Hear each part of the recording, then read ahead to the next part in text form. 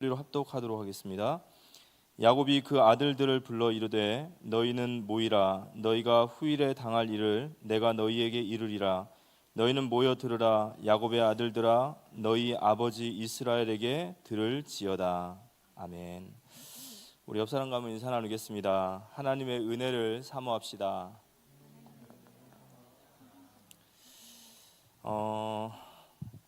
오늘 말씀의 제목은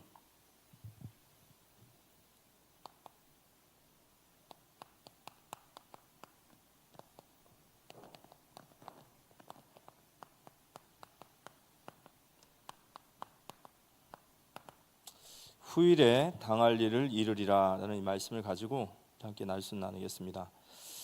2024년 11월 마지막 주 금요일입니다. 이제 저희 교회는 항상 11월이 지나고 나면 한 회기가 지나기 때문에 어떻게 보면 마지막 금요 기도회이죠. 마지막 금요 기도회에 또 우리 함께 예배할 수 있음을 감사드립니다.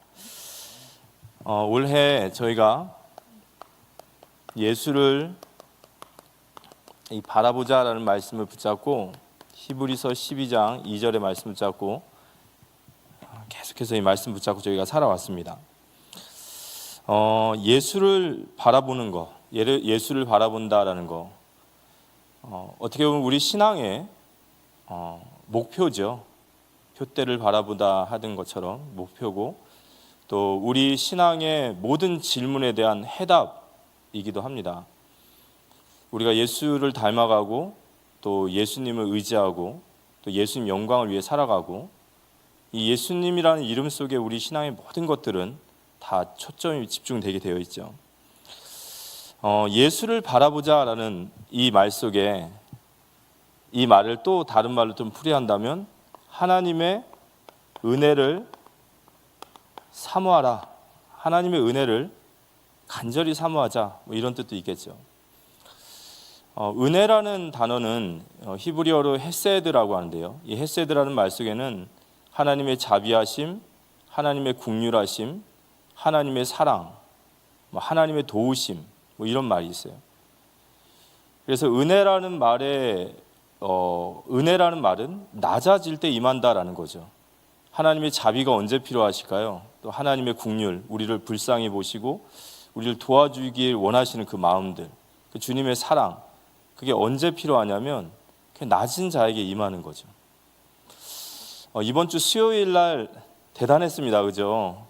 폭설이 정말 대단했습니다. 학교가 이렇게 천재지변으로 인해서 휴교를 하게 됐어요. 우리가 사실 이런 천재지변, 눈이 한 25cm, 막 30cm 쌓이는데 그 앞에서 우리가 배울 수 있는 것은 우리 참 연약한 존재구나. 진짜 하나님을 경외하는 마음, 또 우리가 살아가고 있는 인생들이 그냥 살아가는 당연함이 아니라 그게 은혜이구나, 이런 것들 우리가 배울 수 있습니다. 그날 휴교를 내렸는데 저는 이렇게 학교가 좀 주춤주춤하다 보니까 새벽녘 일찍 한 5시쯤 출발을 했습니다. 그래서 그 눈이 그렇게 많이 쌓였는데 이제 그 길을 가는데 얼마나 기도가 되는지 모르겠어요. 사람이 갈급하니까요, 정말 기도가 24시가 되어지더라고요. 얼마나 기도를 많이 하는지. 그리고 나서 이제 어떻게 하나님이 잘 인도해 주셔서 이제 차를 세우고 이제 학교까지 한 15분 이상 좀 걸었긴 했지만 교실에 와서 이제 이른 아침에 교실에 와서 앉아 있는데 감사한 거예요. 미끄러지지 않게 오신 것도 감사하고, 또 그렇게 차를 댈 수 있는 자리도 감사하고, 또 그러면서도 이렇게 급하니까 정말 기도하는구나 이런 생각도 들면서 감사와 또 반성을 하는 그런 시간이 되었던 것 같습니다. 신앙생활의 성경에 우리에게 신앙생활을 말할 때, 신앙생활을 어떻게 해야 되냐라고 할 때 전심으로 하라, 이렇게 말씀하십니다. 그래서 우리가 빌립보서 3장 14절에 보면 표대를 향하여 그리스도 예수 안에서 하나님의 부르심 부름의 상을 위하여 달려가노라, 이런 말씀이 있어요.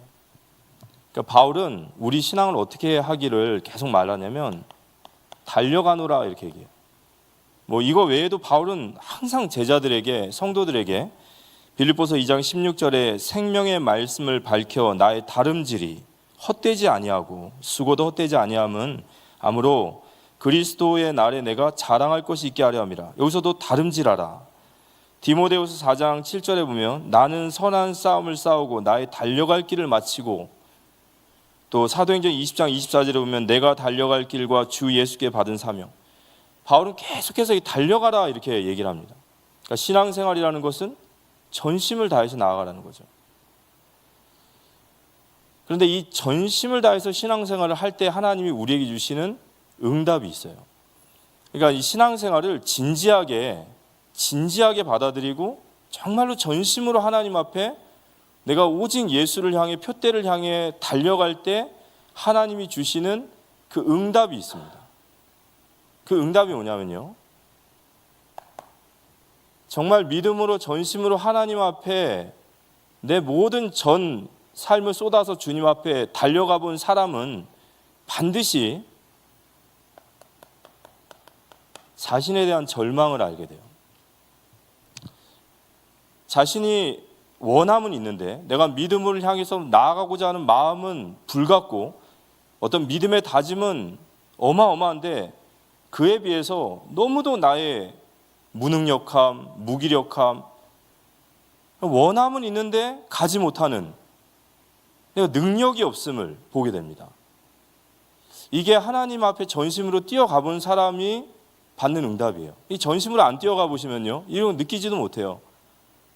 정말 전심으로 하나님 앞에 달려가 본 사람, 정말 진지하게 신앙생활을 맞아본 사람이라고 한다.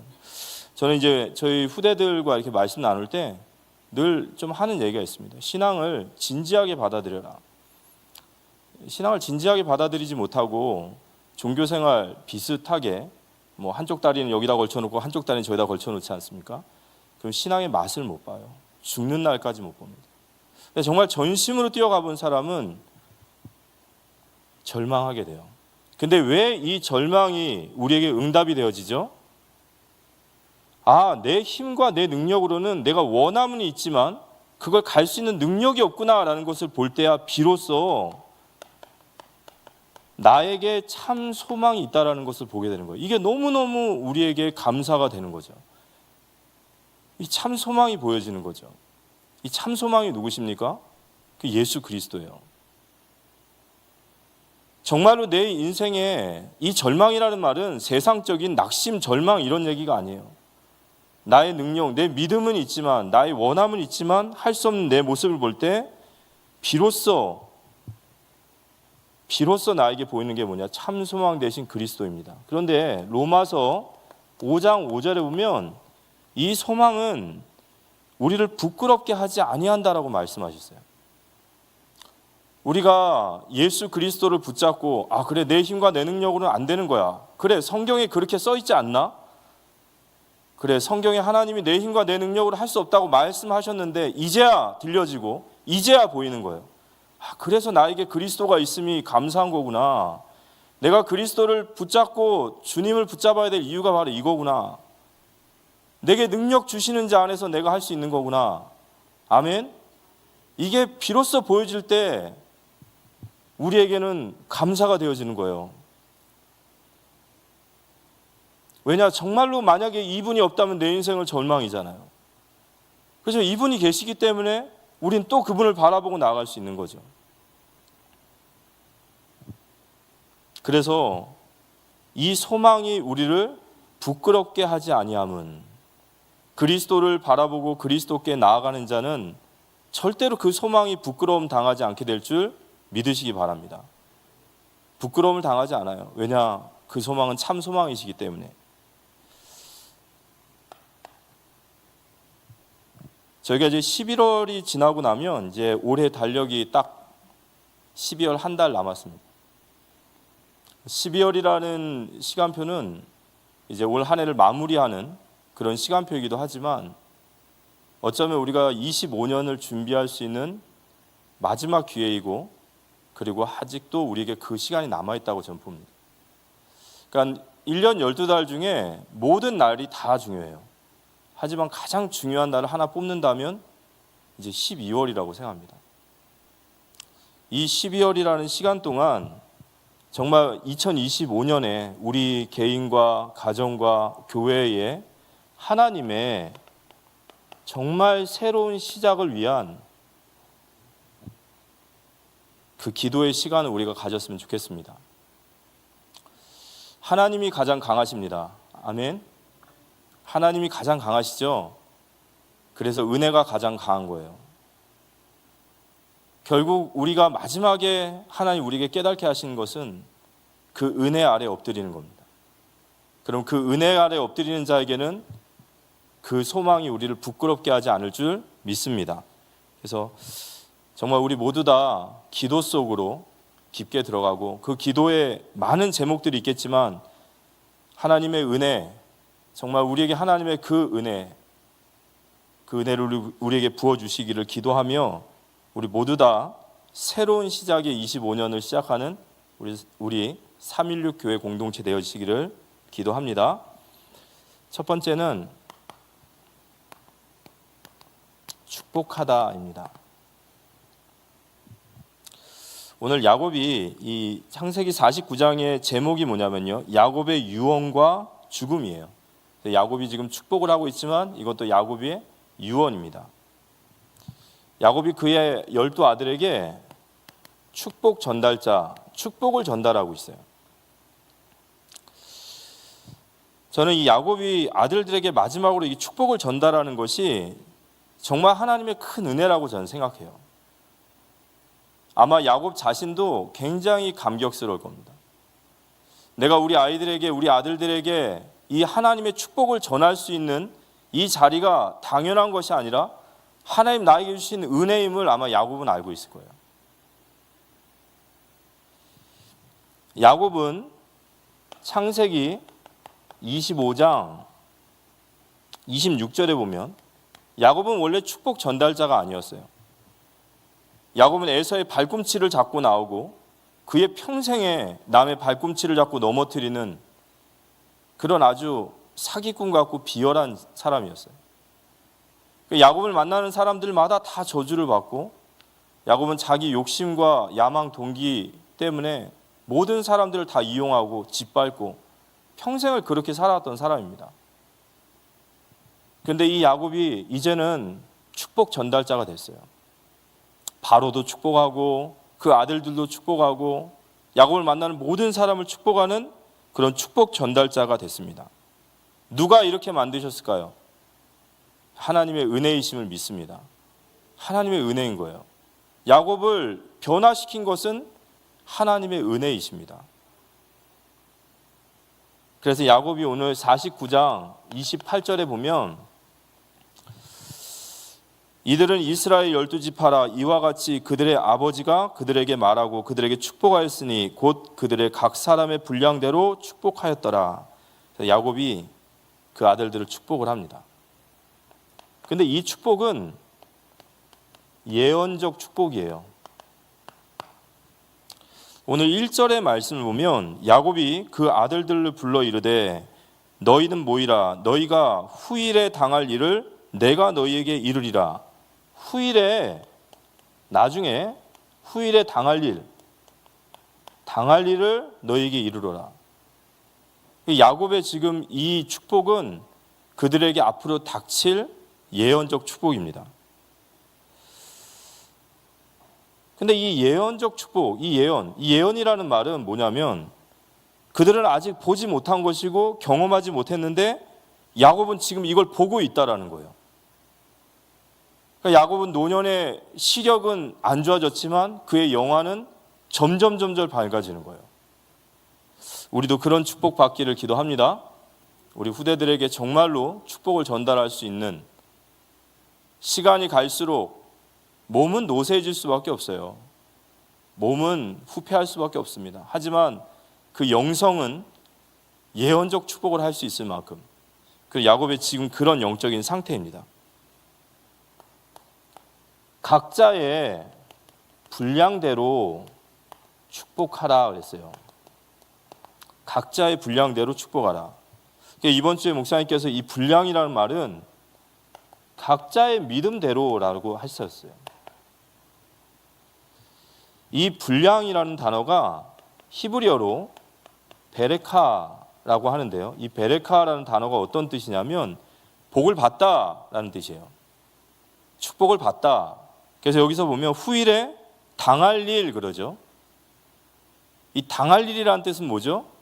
이 축복이 그들의 손에 있는 것이 아니라 하나님이 그들에게 축복을 주신다라는 겁니다.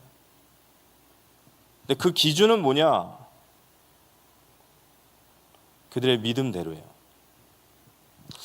그래서요, 우리가 내가 믿음으로 살아가는 것을 누가 알아주지 못해도 너무 그렇게 속상해하지 마십시오. 왜냐하면 하나님은요, 이 믿음을 다 보고 계세요. 이 믿음 하나하나들을 하나님은 다 보고 계시고, 그리고 그 각자의 분량대로 하나님은 축복을 부어주실 줄 믿으시기 바랍니다. 이게 안 보이면 이제 사람 앞에 늘 왜 내 믿음 못 알아줄까? 난 이렇게 헌신을 하고 이렇게 열심히 하는데 왜 나를 못 알아줄까? 이렇게 되겠죠. 그렇죠. 분명한 것은 이 분량의 축복은 하나님이 그들에게 주시는 거예요. 근데 그 하나님은 그들의 믿음대로 그들의 모든 믿음을 보고 계셨다라는 겁니다. 엊그저께 저희 탈북민 우리 형제자매들에게 65가정에 이렇게 김장 캠프를 전달했다라고 합니다. 보니까 이제 우리 성도님들께서 기도해 주시고 또 마음 담고 이렇게 헌신해 주신 것 같아요. 그 예수님께서 십자가를 지실 때 구레네 사람 시몬이 자기가 원하지 않았지만 억지로 십자가를 졌어요. 성경을 보시면 억지로 십자가를 졌어요. 억지로 십자가를 졌는데 그가 축복을 받아요. 근데 하물며 하나님의 눈과 하나님의 귀와 하나님 모든 중심에 초점이 있는 우리 탈북민 성도님들을 위해 헌신하신 그 헌신이 얼마나 하나님 앞에 복된 일일까 생각했을 때 그 믿음의 분량대로 축복받을 줄 믿습니다. 지금 이제 청지기 분들 이렇게 세워지시죠? 사람 바라보고 있으면요 자꾸 시험 듭니다. 그리고 자꾸 재요. 우리 죄성이 그래요. 까맣게 받은 은혜도 잊어버리고 이게 무슨 축복인지도 다 잊어버리고 그래요. 그렇지만 믿음의 분량대로 보시는 하나님 앞에 선다면 내가 하나님 앞에 드릴 수 있다라는 거 감사함으로 우리가 받는 귀한 은혜가 임했으면 좋겠습니다. 그래서 우리 모두 다 믿음의 분량대로 축복을 받아야겠죠. 두 번째는 너희 아버지 이스라엘에게 들으라 그랬어요. 이스라엘에게 들으라. 그러면서 오늘 49장 2절에 보니까 너희는 모여 들으라 야곱의 아들들아 너희 아버지 이스라엘에게 들을지어다.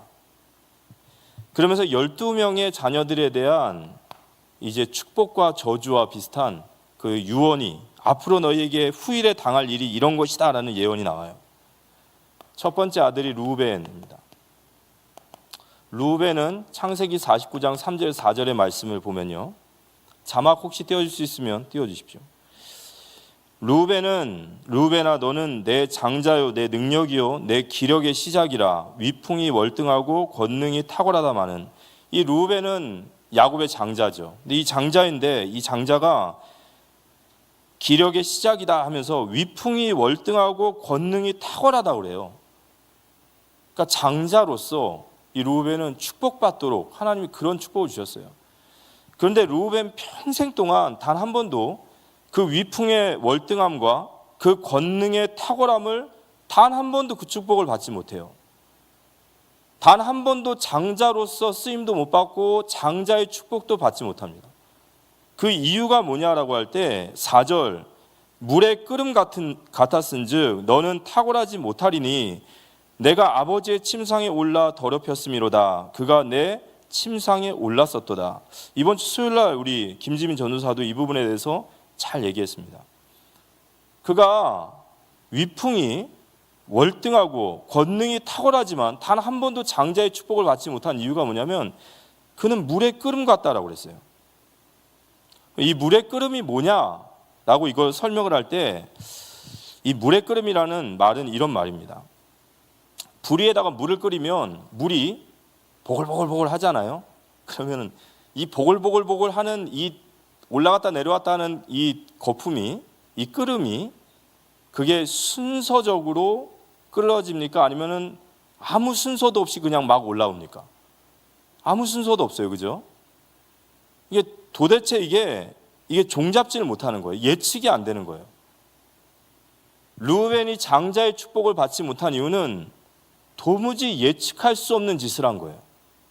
그 짓이 뭐냐면요, 그 서모, 아버지의 첩인 그 서모를 강간했단 말이에요. 근데 왜 서모를 강간했을까요? 물론 정욕에 이끌려 강간했겠지만 우리가 성경에서 보면 아버지의 여자를 취하는 이유가 있어요. 예를 들어서 다윗의 후처를 압살롬이라는 그 아들이 백주 대낮에 취하죠. 그걸 취하는 그 의도가 뭐냐면 전쟁에서 승리한 장군은 전리품과 같이 그 상대방 장수의 아내를 취해요. 마치 압살롬이 그 부인을 취한 것은 내가 이제 왕이다 이 소리예요. 오늘 이 말씀을 보면요, 창세기 35장 22절에 보면 이스라엘이 그 땅에 거주할 때 르우벤이 가서 그 아버지의 첩 비라와 동침함에 이스라엘이 이를 들었더라. 이스라엘이 들었다라고 그래요. 그러니까 아버지가 이 얘기를 안 거예요. 근데 아버지가 이 얘기를 들었더라. 야곱의 아들은 12이라. 들었는데 야곱이 그 말에 대해서 이야기하지 않습니다. 왜냐하면 그가 장자이기 때문에. 르우벤이 그의 아버지의 서모를, 아버지의 첩을 건드린 것은 교만한 거예요. 그 아버지와 같이 내가 이제 장자고 내가 이 집안의 대장이고 뭐 이런 느낌이에요. 결국 그의 교만이 그의 장자의 명분, 마땅히 받아야 될 장자의 명분을 무너뜨리게 된 겁니다. 두 번째 아들과 세 번째 아들이 레위와 시므온입니다. 창세기 49장 5절에서 7절의 말씀 보면 시몬과 레위는 형제요 그래요. 이 형제라는 말은 한 통속이요 이런 뜻이에요. 그들의 칼은 폭력의 도구로다. 내 호나 그들의 모의에 상관하지 말지어다. 내 영광나 그들의 집회에 참여하지 말지어다. 그들이 그들의 분노대로 사람을 죽이고 그들의 혈기대로 소의 발목 힘줄을 끊었음이로다. 그 노여움이 혹독하니 저주를 받을 것이요 분기가 맹렬하니 저주를 받을 것이라. 내가 그들을 야곱 중에서 나누며 이스라엘 중에서 흩으리로다. 이 레위와 시몬은 이게 도대체 축복이냐라고 할 만큼 무색하게 저주를 받아요. 그들의 집회에 참여하지 마라. 그들은 혈기로 사람을 죽이고 그들은 분노대로 사람을 죽이고 그들의 분노는 맹렬하고 저주를 받을 것이다. 이 아들들이 저주를 받아요. 그러면 레위와 시므온이 저주를 받은 이유는 우리가 잘 알다시피 이 세겜에서 그 여동생이 강간을 당한 거죠.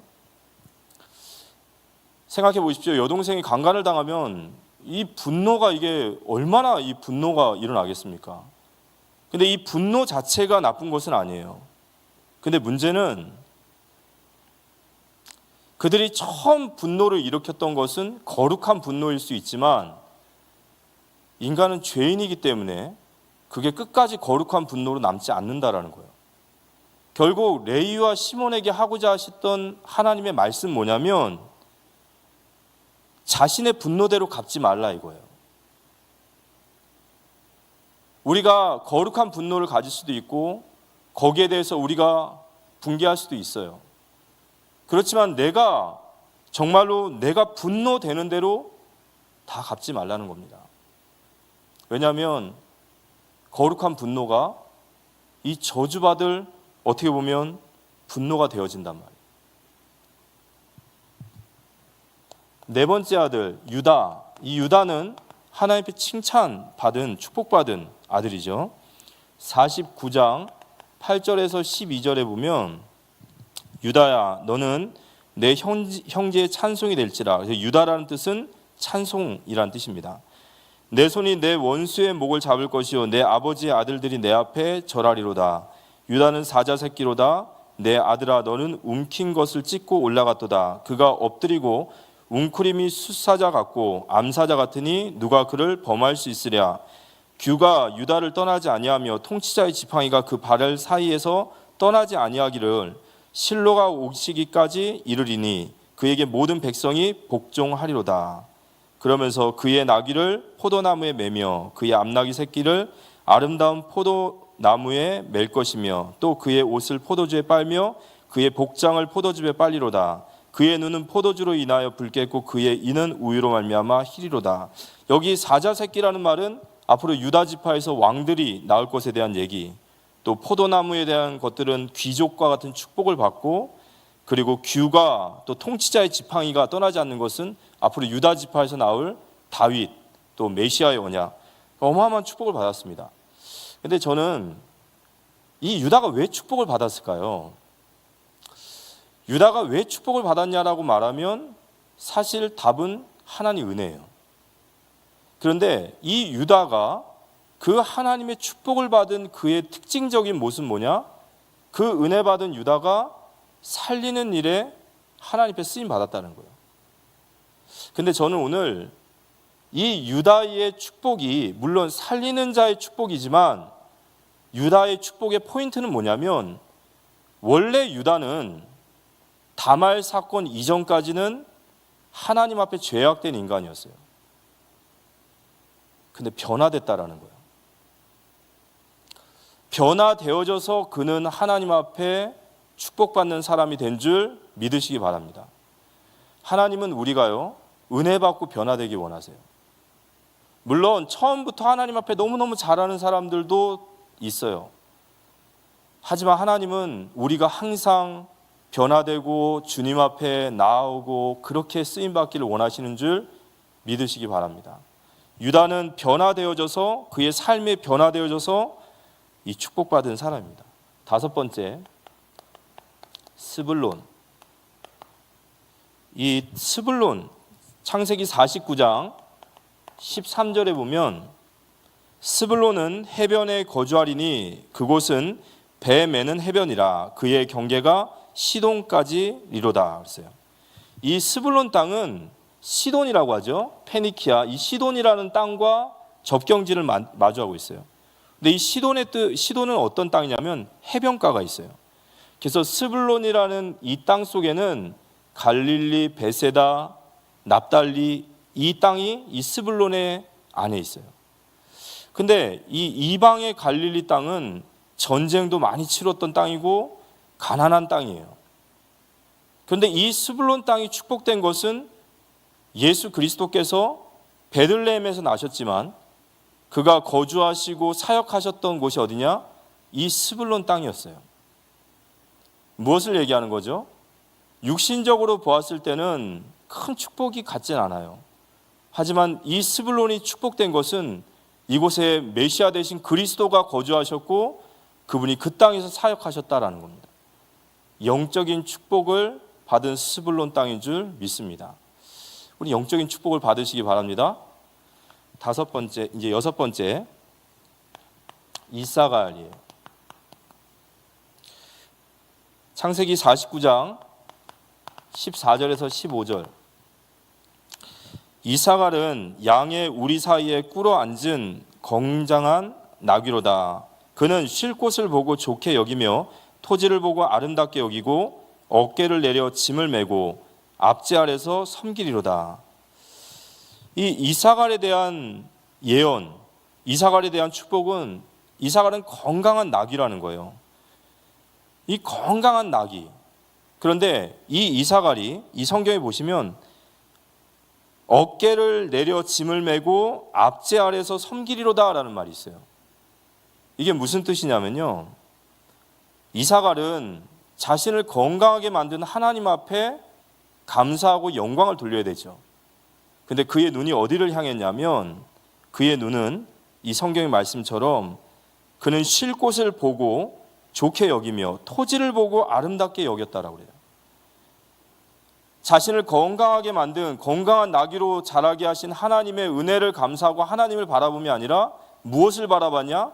좋은 토지와 쉴만한 토지를 바라보는 거예요. 세상을 바라봤다라는 거죠.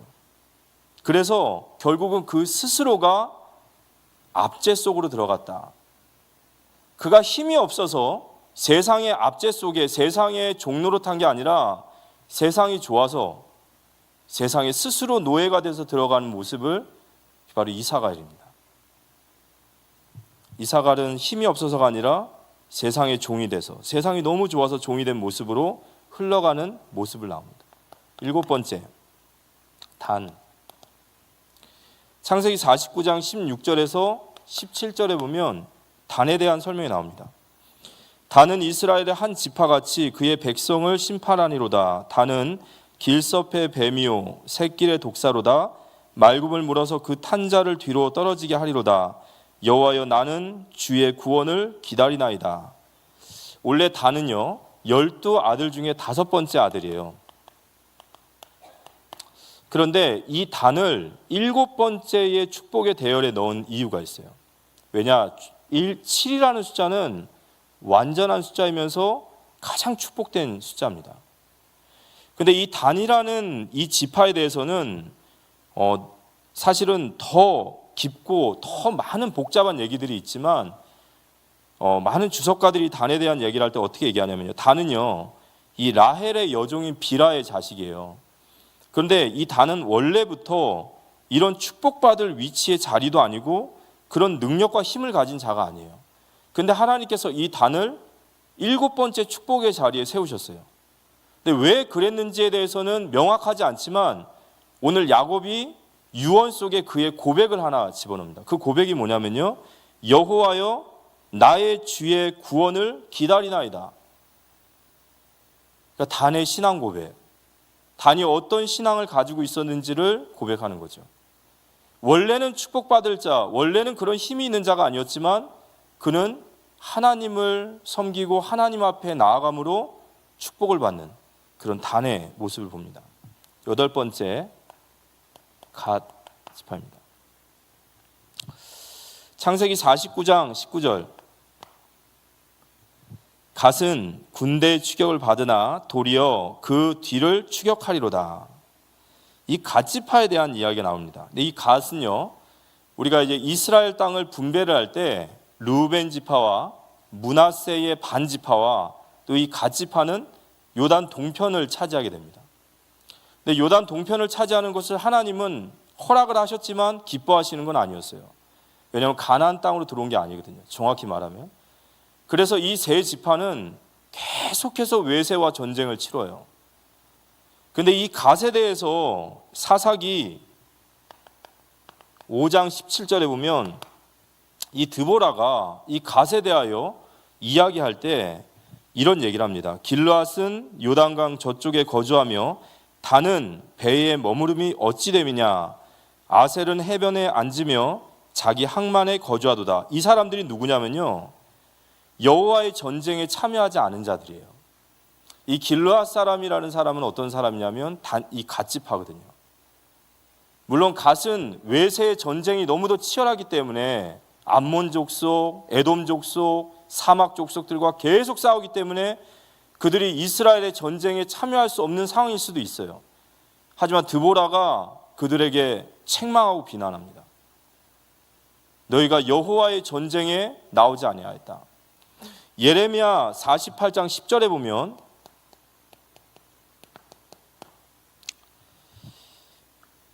여호와의 일을 게으리하는 자는 저주를 받을 것이요 자기 칼을 금하여 피를 흘리지 아니하는 자도 저주를 받을 것이로다. 이 전쟁의 칼을 거둔 자들을 주님은 무섭게 책망하십니다.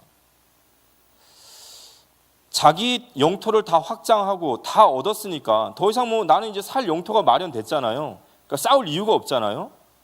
그래서 자기 칼을 걷었어요. 결과는 어떻게 될까요? 이 갓 지파는요, 이스라엘 민족 안에 흡수되어져요. 결국 유다 지파 안에 흡수되어집니다. 9번째, 아셀. 창세기 49장 20절의 말씀 보면 아셀에게서 나는 먹을 것은 기름진 것이라 그가 왕의 수라상을 차리리로다, 이렇게 나와 있습니다. 이 아셀 지파는 엄청난 축복, 이런 어떤 식량과 곡식에 대한 많은 축복을 받은 것 같아요. 농업적인 소산물, 많은 물질의 축복을 받은 것 같아요. 그런데 이 축복을 그가 왕의 수라상에 바치려다 그랬는데 이 왕이 이 하나님이시면 너무 좋은데 이 왕이 누구냐면 이 페니키아 그 시돈 땅의 왕에게 이걸 바쳤습니다. 하나님이 그에게 많은 축복과 물질과 많은 축복을 주셨는데 그걸 페니키아라고 하는 이방의 왕에게 바쳤어요. 왜 이방의 왕에게 물질을 바쳤을까요? 그 이방의 왕에게 안전을 구하는 거예요. 하나님을 바라보고 하나님 앞에 내 인생을 의뢰하고 그분 앞에 보호하심을 받아야 될 이 아셀 지파가 이 우상 숭배죠. 하나님께 나를 보호를 맡기는 것이 아니라 이방 왕에게 나의 안전을 구하는. 10번째는 납달리입니다. 창세기 49장 21절에 보면 납달리는 노인 안사슴이라 아름다운 소리를 바라는도다. 이 납달리 지파는 실제로 하나님의 많은 축복을 받고 그리고 많은 땅도 차지한 지파입니다. 그런데 사사기서 1장 33절에 보면 납달리는 베세메스 주민과 베나나 주민을 쫓아내지 못하고 그 땅의 주민 가나안 족속 가운데 거주하였으나 베세메스와 베나낫 주민들이 그들에게 노역을 하였더라. 이들이 가나안 땅을 정복하고 나서 하나님이 그들에게 명령하셨죠. 가나안 땅 정복하면 그들을 다 진멸하라고 말했어요. 근데 이 납달리 지파는 이 가나안 땅을 정복하고 대부분의 땅을 정복했는데요. 그 정복한 후에 불순종해요. 어떻게 불순종하냐면 그 가나안 땅의 사람들을 죽이는 것이 아니라 그들을 노예로 삼아가지고 노역을 시키기 시작했어요. 하나님은 다 처리하라 하셨는데 그들을 남겨서 종으로 만들어서 일을 시킨 거죠. 근데 결국엔요, 이 이스라엘의 가나안 정복을 보면은 이스라엘 백성들이 그 땅을 차지하지 못한 이유는 뭐냐면 불순종이에요. 능력이 없어서 그 땅을 못 차지한 것이 아니라 불순종해서 그 땅을 못 차지합니다. 그리고 또 어떤 사람들이 나오냐면은 그 땅을 차지하지 아니한 사람도 있어요. 이유가 뭘까요? 왜 하나님께서 멸하라고 하는데 멸하지 않고 진멸하라는데 진멸 안 하고 남겨둘까요? 이스라엘 백성들이 가나안 백성을 남겨놓은 이유는 딱 하나예요. 그들의 문화가 아름답고 그들의 사람에 대한 욕심이 생기는 거예요. 우리가 여기서 배워야 될 교훈이 뭘까요? 이스라엘 백성들이 이런 노역하고 노예들 한두 명 남겨놓는다고 해서 무슨 큰일이 있겠냐라고 생각했을 겁니다. 뭐 그들 남겨놔봐야 뭐 얼마나 큰일이 있어. 나중엔요, 아무것도 아닌 이 작은 시작이 나중에 이스라엘이라는 나라를 타락시키고 그 가나안 땅에서 쫓겨나게 만들어요. 작은 것 같지만 하나님 앞에 드렸던 이 불순종, 작은 것 같지만 하나님의 뜻과 반대로 가는 것들, 이러한 것들이 나중에는요 어마어마한 괴물이 되는 거예요. 납달리는 그래서 결국에는 이스라엘 땅에서 쫓겨나게 됩니다. 11번째, 요셉. 창세기 49장 22절에서 26절. 요셉은 무성한 가지 곧 샘 곁에 무성한 가지라 그 가지가 담을 넘었도다. 우리 야곱의 축복하면 맨날 이것만 부르죠. 12지파에 주신 이 축복인지 저주인지 모르는 거 하나도 모르지만 담을 넘어 무성한 가지로다. 활 쏘는 자가 그를 학대하며, 이 활 쏘는 자라는 것은 요셉을 죽이려고 하고 학대했던 자들이 그들 적개심을 가지고 그를 쏘았어요. 그러나 요셉의 활은 도리어 굳세며 그의 팔은 힘이 있으니 이는 야곱의 전능자 이스라엘의 반석인 목자의 손을 힘입음이니라. 내 아버지의 하나님께로 말미암나니 그가 너를 도우실 것이요 전능자로 말미암나니 그가 내게 복을 주실 것이라. 위로 하늘의 복과 아래로 깊은 샘의 복과 젖먹이는 복과 태의 복이로다.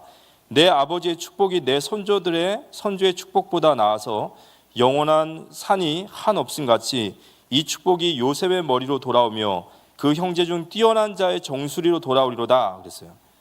이 요셉이 사방에서 요셉을 죽이려고 그렇게 핍박을 하고 공격을 했지만 도리어 요셉의 활이 굳세고 도리어 그가 승리했습니다. 그런데 성경은 그가 승리한 이유를, 승리한 근원을 요셉이 잘 싸웠다라고 말하지 않고요, 요셉이 뛰어나다라고 말하지 않고 뭐라고 나와 있죠? 24절, 이는 야곱의 전능자 이스라엘의 반석인 목자의 손을 힘입었음이라. 아멘. 요셉이 그 모든 환난과 고난을 이겨내고 승리한 것은 요셉이 힘이 있어, 요셉이 능력이 있어. 성경 그 얘기 안 해요. 야곱의 하나님, 야곱의 전능자 이스라엘의 반석인 목자를 의지한 거예요. 이게 요셉의 힘인 거예요. 그랬더니 하나님 뭐라고 하셨냐면요, 하나님께서 그 요셉에게 많은 축복을 주면서 그 형제 중 뛰어난 자의 정수리로 이 모든 축복이 돌아오리라 그랬는데요, 요셉을 보고 뛰어난 자라고 했어요. 근데 이 뛰어난 자라는 뜻이 히브리어로 나시린이에요. 자, 나시린이라는 뜻은 뭐죠? 하나님 앞에 드려진 자예요. 여러분, 나시린이 뛰어난 자예요. 요셉은 자기의 전생을 하나님 앞에 드렸습니다. 그래서 그는 총리가 되어서도 타락하지 않는 거예요. 그는 분명히 알고 있었어요. 왜 하나님이 나를 이 총리의 자리에 세우신지를 그는 잊지 않았어요. 하나님이 나를 앞서 보내신 것은 많은 사람을 구원하시기 위해서 나를 보내신 것이다. 여러분, 성공의 자리에서 타락하지 않는 법, 나시린이 되시기 바랍니다. 나를 하나님 앞에 드리는 인생은요, 교만에 빠지고 타락에 빠지는 것이 아니라 그곳에서도 하나님 앞에 그 전능자의 손을 의지함이라고 말할 수 있는 거예요. 왜 하나님 앞에 드리는 것을 망설이십니까? 내 것이라 생각하고 있어서 그래요. 그 사람이 나중에 성공하면 어떻게 될까요? 차라리 성공하지 않는 것이 나을 수도 있어요. 요셉이 그 총리의 자리에서 타락하지 않는 이유, 그가 나시린으로 살았다라는 거 잊지 말고 우리도 하나님 앞에 드리는 삶이 되었으면 좋겠습니다. 그리고 이제 마지막입니다. 언제 끝날까 했지만 마지막이에요. 자, 베냐민입니다. 창세기 49장 27절에서 28절에 보면 베냐민은 물어뜯는 일이라 아침에는 빼앗은 것을 먹고 저녁에는 움킨 것을 나누리로다. 이들은 이스라엘의 12지파라. 이와 같이 그들의 아버지가 그들에게 말하고 그들에게 축복하였으니 곧 그들 각 사람의 분량대로 축복하였더라. 이 베냐민은 물어뜯는 일이라 라는 얘기가 있어요. 이 베냐민 지파는요, 이 전쟁에 엄청나게 능한 지파입니다. 그래서 이 베냐민 지파는 정말로 싸움을 너무 잘해요. 우리가 이 사사기서에 보면은 이 레위 지파의 제사장이 그 레위 지파 사람이 첩을 뒀는데 이 첩이 이 다른 땅 베냐민 지파의 땅에 가가지고 강간을 당하고 그 아침에 보니까 죽어 있는 그런 사사기에 보면 그런 내용이 있습니다. 그래서 이 레위 지파 사람이 분해하면서 자신의 그 부인을, 죽은 시신을 토막을 내서 11지파에 다 보내요. 그러니까 이걸 보다 본 지파들이 이게 뭐냐라고 했더니 이 베냐민 지파에서 이런 일이 있었다 했더니 온 이스라엘이 다 붕괴해서 일어납니다. 그래서 이스라엘 지파가 베냐민 지파에게 요구를 해요. 이 짓을 한 불량배들을 내놔라. 그랬더니 베냐민이요, 내놓기 싫다 그런 거예요. 그럼 니네 내놓지 않으면 우리랑 전쟁해야 되는데 한번 붙자. 전쟁이 일어났습니다. 이스라엘 10지파와 이스라엘 11지파와 베냐민 1지파 40만 대군과 2만 명이 붙었어요. 누가 이겼을 것 같아요? 2만 명이 이겼어요. 그것도 2번이나. 이 베냐민 지파는 엄청나게 전쟁을 잘해요. 그래서 세 번째는 이제 2번 지고 나서 하나님 앞에 기도하다가 매복을 하고 이기게 되는, 이 베냐민 지파는 엄청나게 전쟁에 능한 지파입니다. 그런데 이 어마어마한 전쟁에 이길 만한 이 능력을 주셨는데 이 능력이, 그들은 이 능력으로 인해서 교만에 빠져서 실패하는 거예요. 그래서 우리가 정말로 하나님 앞에 많은 능력을 달라고 기도하는 것도 중요하고 많은 축복을 받는 것도 중요하지만 하나님은 우리에게 늘 고민하시는 건 그거 같아요. 능력 주는 것이, 너희를 축복하는 것이 그게 나에게 큰 일이 되겠냐. 다만 내가 너한테 이 능력을 줬을 때 네 마음에 이르기는 이걸 내가 했다 말하고 네 마음이 나를 떠날까 봐 한결같이 고민이시라는 거예요. 우리 316교회 모든 성도님들 하나님 앞에 하나님의 능력을 받을 수 있는 그릇을 준비하는 우리 모두가 되어졌으면 좋겠습니다. 그래서 오늘 이 12지파에 대한 이 예언적인 축복, 이 축복을 다 했습니다.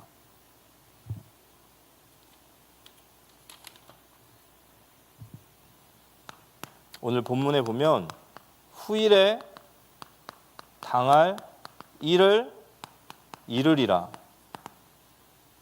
이 말씀은 아까도 말씀드렸지만 예언적인 축복이라고 그랬어요. 예언적 축복. 그들에게 앞으로 닥칠 미래입니다. 아직 오지 않았지만 너희가 이런 일을 당하게 될 것이다. 너희는 이렇게 될 것이다 라는 예언적 축복이에요. 여기에 대해서 여러분 어떻게 생각하십니까? 결국에는 이 메시지 속에 가장 중요한 메시지는 현재의 나의 삶은 나의 미래라는 얘기예요. 결국 오늘의 모습이 나의 미래예요. 아니라고 생각하지만 오늘 이 모습으로 우리는 미래를 만나게 됩니다. 그래서 이 이야기를 가장 성경에서 좀 우리가 많이 듣고 또 이해하기 가장 쉬운 얘기가 뭐냐면 함의 저주예요. 함이 그 아버지의 하체를 드러내는 저주를 범합니다. 그리고 덮어주는 것이 아니라 그의 허물을 막 온 동네방네 떠들고 다니면서 아버지를 막 그런 부끄럽게 만들었어요. 아주 하나님은 그걸 책망하셨고, 근데 이 책망의 내용이 우리가 잘 알다시피 창세기 9장 25절에 보면 함에게 저주를 하는데 이렇게 저주합니다. 이에 이르되 가나안은 저주를 받아 그의 형제의 종들의 종이 되기를 원하노라 하고 이렇게 나와 있어요. 너무 이 구절이 이상한 거예요. 아버지 함이 잘못했는데 가나안이 저주를 받아요. 그래서 종들의 종이 된다라는 얘기를 하는 겁니다. 도대체 이게 뭐냐? 이 뭐 가계의 저주입니까? 아버지가 잘못하면 자식에게 되물림이 될까요? 오늘 같은 얘기죠. 예언적 축복. 그들의 현재의 삶이 그들의 미래다라고 말한 것 같아요. 그럼 이걸 우리가 어떻게 해석해야 될까요? 이건 가계의 저주가 아니라 함의 모든 삶의 양식은 그의 후손들에게 학습되어지게 되어 있어요. 그가 하나님 앞에 우상 숭배하고 또 하나님의 사람을 덮어주는 것이 아니라 그걸 드러내고 비방하고 그런 음란에 잡혀 있고 이런 모든 것들은 그 후손에게 또 후손에게 계속해서 학습되어집니다. 이게 그냥 없어지는 것이 아니라 학습되어져요. 그리고 결국에는 어떻게 되죠? 가나안 민족이 되어지는 거예요. 그런데 함의 족속은 진짜 가나안 민족이 되는 거예요. 어쩌면 이 함의 저주 속에는 노아를 통해서 하고자 하신 말씀은 이 저주받을 길로 가지 말라라는 소리겠죠. 근데 결국 가나안 땅은 그렇게 됩니다. 함이 가지고 있었던 것보다 몇 배로, 몇백 배로 더 큰 우상 숭배를 하고 더 큰 저주를 하고 더 음란에 빠지는 거예요. 이들의 현재 삶이 미래가 된다라는 거, 우리 후손들에게 우리의 신앙과 우리의 믿음 또는 우리의 불신앙, 우리의 삶의 습관 하나하나들이 답습되고 학습되고 전달되고 점점 문덩이처럼 불어나서 어느 날 이 예언이 성취되어지는 거예요. 그래서 야곱을 통해서 하시고자 하셨던 이 말씀이 저주가 아니라는 거예요.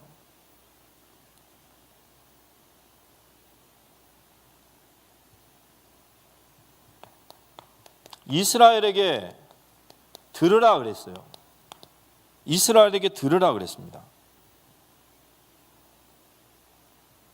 이러한 저주받은 얘기들, 이러한 얘기들이 징계죠. 근데 히브리서 12장 4절에서 11절의 말씀을 보면 너희가 죄와 싸우되 아직 피 흘리기까지는 대항하지 아니하고 또 아들들에게 권하는 것 같이 너희에게 권면하시는 말씀도 잊었도다. 일러스되 내 아들들아 주의 징계하심을 경히 여기지 말며 그에게 꾸지람을 받을 때에 낙심하지 말라. 주께서 그 사랑하시는 자를 징계하시고 그가 받아들이시는 아들마다 채찍질하심이라 하였으니 너희가 참음으로 징계를 받기 위함이라. 하나님이 아들과 같이 너희를 대우하시나니 어찌 아버지가 징계하지 않는 아들이 있으리요. 징계는 다 받는 것이거늘 너희에게 없으면 사생자요 친아들이 아니니라. 또 우리 육신의 아버지가 우리를 징계하여도 공경하였거든 하물며 모든 영의 아버지가 더욱 복종하며 살려하지 않겠느냐. 그들은 잠시 자기의 뜻대로 우리를 징계하였거니와 오직 하나님은 우리의 유익을 위하여 그의 거룩하심에 참여하게 하시느니라. 무릇 징계가 당시에는 즐거워 보이지 않고 슬퍼 보이나 후에 그로 말미암아 연단을 받은 자들은 의와 평강과 평강의 열매를 맺느니라 그랬어요. 하나님은 우리를 하나님의 자녀로 삼으셨습니다. 우리가 받는 것은 정죄함이 아니에요. 이미 그리스도께서 십자가에서 우리의 모든 정죄하심을 끝내셨어요. 그러나 우리가 하나님의 자녀이지만 여전히 우리 안에는 이 12지파의 모습들을 보면서 우리는 이 속에 있어요. 여전히 우리 안에는 이러한 모습들이 있어요. 이러한 모습 속에 있는 우리를 자녀답게 만들어 나가시는 것이 바로 하나님이 우리를 향한 계획이심을 믿고 그 속에 하나님은 우리의 아버지처럼 우리를 징계하시고 우리에게 계속 말씀하시는 거예요. 그래서 이스라엘아 들으라 그랬어요. 이스라엘에게 들으라. 들을 수 있어야 돼요. 우리가 자녀들 키우면서도 그렇죠. 듣지 못하는 아이는요, 어쩌면 너무너무 소망이 없는 아이와 같아요.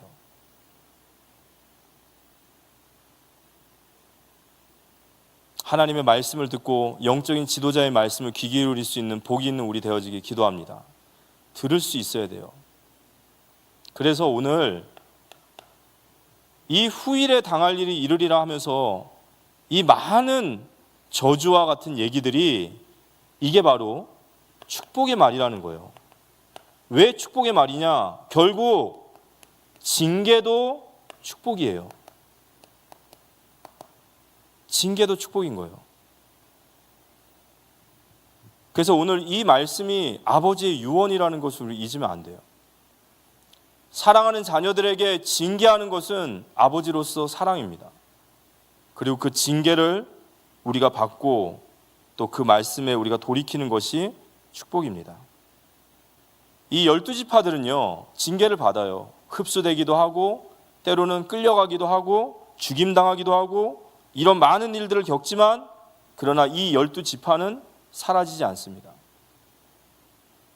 그래서 오늘 이제 결론적으로 말씀을 나누면요,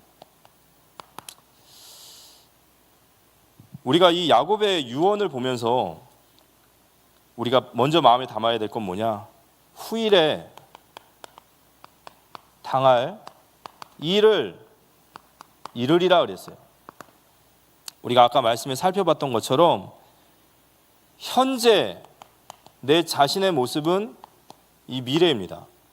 근데 이 미래라는 것은 나의 미래만을 얘기하는 것이 아니에요. 미래를 바꾸는 우리 모든 성도님들 되시기를 기도합니다. 아니라고 생각하실 거예요.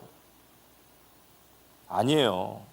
오늘은 내 모습이 이렇지만 나는 내일 달라질 겁니다. 근데 성경은요, 그렇게 얘기하지 않습니다. 오늘 너는 그 모습으로 주님 앞에 서게 될 것이고 오늘 그 모습이 바로 너의 미래다. 그렇지만 오늘 우리가 변화되기 위해서 주님 앞에 선다면 하나님 우리를 변화시켜 나가실 줄 믿으시기 바랍니다. 우리의 현재가. 그래서 여기에 대한 우리는 두려운 마음이 있어야 되는 거예요. 두 번째는 이스라엘에게 들을지어다 그랬죠.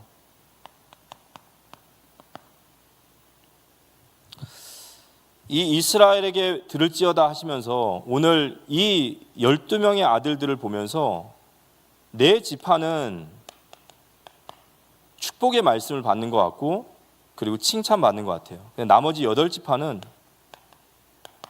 모두 다 저주 같은 말씀을 받습니다. 근데 이 축복과 저주가 이게 저주가 아니라 이 저주도 축복이라고 그랬어요. 하나님, 우리가 정말 하나님의 말씀에 징계하심처럼 받고 갱신하고 변화되기 원하시는 거예요.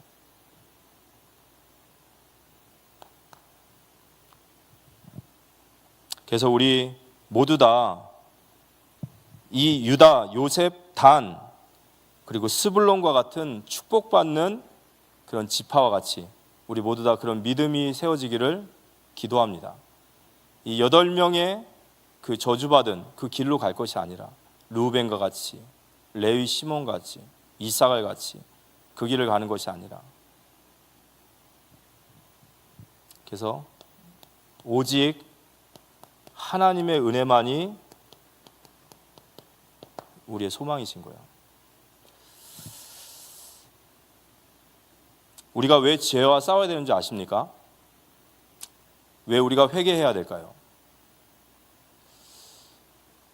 회개라는 것은 정말로 하나님의 은혜 앞에서 내가 저런 모습이 있습니다. 하나님, 제가 돌아서야 됩니다. 죄를 회개하고 죄를 회개하라 그랬어요. 왜 회개해야 되죠? 잘 들어보세요.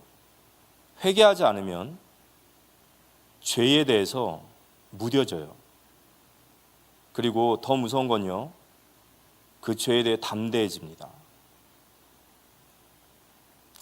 우리가 우리에게 있는 허물과 우리에게 있는 연약함들을 두고 그걸 그냥 회개하지 않고 그냥 지나가면요, 점점 죄에 대해서 무뎌져요. 그리고 조금 더 지나면 담대해져요. 그래서 우리는 회개해야 됩니다. 그럼 반대로 우리가 진짜로 우리의 죄를 깨닫고 이 죄와 싸우기 위해서 정말 나아가게 되면 우리에게 주시는 응답은 뭘까요? 그게 절망이에요. 내가 내 안에 있는 죄의 본성을 보면 볼수록 그걸 내가 컨트롤할 수 없다라는 것을 더 보게 되실 거예요. 진짜 그걸 보게 되면 이게 내 힘으로 감당할 수 없다라는 것을 알아요. 이 8가지의 모습들을 알고 일로 가면 이제 우리 미래는 실패하는 거예요. 일로 가면 망하는 겁니다. 그래서 우리는 일로 가지 않기 위해서 이제 힘써서 우리가 의를 향해 나아가면 그 의를 향해 나아간 모든 사람들마다 전부 다 절망을 하게 되는 거예요. 이 마틴 루터라는 종교개혁자가, 정말 이 마틴 루터는 하나님 앞에 믿음으로 살고자 몸부림쳤던 사람이에요. 정말 믿음의 사람이고 정말로 하나님 앞에 거듭난 사람이에요. 근데 이 루터가 이런 얘기를 했습니다. 이 루터는 몇 날 며칠을 회개하고 몇 날 며칠을 회개했다고 그래요. 자기가 지었던 모든 죄에 대해서 하나하나들마다 다 끄집어내서 회개하고 또 회개하고 또 회개한다는 거예요.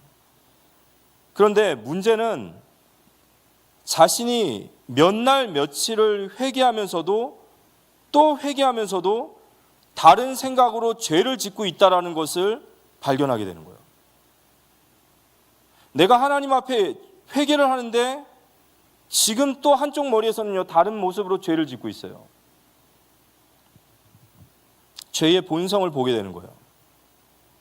죄의 본성을 보고 나니까 마틴 루터는요, 내가 정말로 그리스도와 연합되지 아니하면 이 죄를 이길 수 없구나라는 것을 깨닫게 되는 거예요. 철저하게 내가 주님과 연합되고 철저하게 주님 바라보고 철저하게 주님이 주시는 능력이 아니면 우리에게 아무리 원함이 있다 해도 나아갈 수 없는 이 모습을 보게 되는 거예요. 그래서 성경이 우리에게 가르쳐 주시는 건 뭐죠? 오직 은혜만이 소망인 거예요. 우리가 정말로 하나님 앞에 갱신되어지고 이런 저주의 길을 가면 안 돼요. 우린 이 반대로 가야 됩니다. 근데 문제는 우리의 능력과 의지로는 이 반대로 갈 수가 없어요. 그래서 우리는요, 정말로 철저하게 하나님의 은혜를 간구해야 됩니다. 죄를 싸워서 이길 수 있는 능력을 받으시기 바랍니다. 죄를 이길 수 있는 능력을 받아야 돼요. 그게 능력이라는 거거든요. 목사님 가끔 강단에서 말씀하시죠.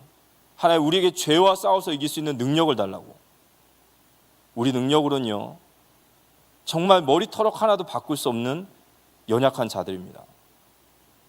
그런데 우리가 하나님의 능력을 힘입고 그 하나님의 은혜를 받으면 오늘 유다가 변화되듯이, 요셉이 전능자의 손을 의지하며 변화되듯이, 단이 변화되듯이, 스불론이 축복받듯이 그런 하나님의 은혜와 축복이 우리에게 임하게 될 줄 믿으시기 바랍니다. 오직 예수예요. 그래서 우리는 하나님 앞에 이제는 말씀이 우리에게 이제는 영의 검이 돼서 우리가 가야 할 길을 알려주셨다면, 아, 오늘 나의 현재의 삶이 내 미래의 삶이고 이 미래 속에는 내 후대와 그 후대와 후대가 있구나. 그러나 우리가 정말로 변화되기를 갈구하기 위해서 주님의 은혜를 사모하고 그 은혜의 능력으로 유다와 같이 요셉과 같이 변화되는 우리 모든 사랑하는 우리 316 교회 성도님들 되시기를 살아계신 예수님의 이름으로 기도드립니다. 우리 이 시간 같이 한번 찬양 드리시고 기도하도록 하겠습니다. 주 은혜임을 이라는 찬양을 우리가 하겠습니다. 오늘 이 말씀, 이 12지파의 이야기는 축복의 말씀이에요. 네 지파가 했던 대로 우리는 유다의 길을 가고 요셉의 길을 가고 단의 길을 가고 스불론의 길을 가면 됩니다.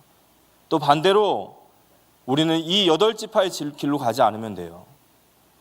우리의 정욕과 우리의 교만, 또 우리 안에 있는 복수, 그 혈기, 또 우리가 세상을 사랑함으로 세상의 종된 모습, 하나에 의지하지 않고 세상의 우상에 내 안전을 보하는 모습들, 능력을 가지고 교만해진 모습들, 우리 일로 가지 않으면 됩니다.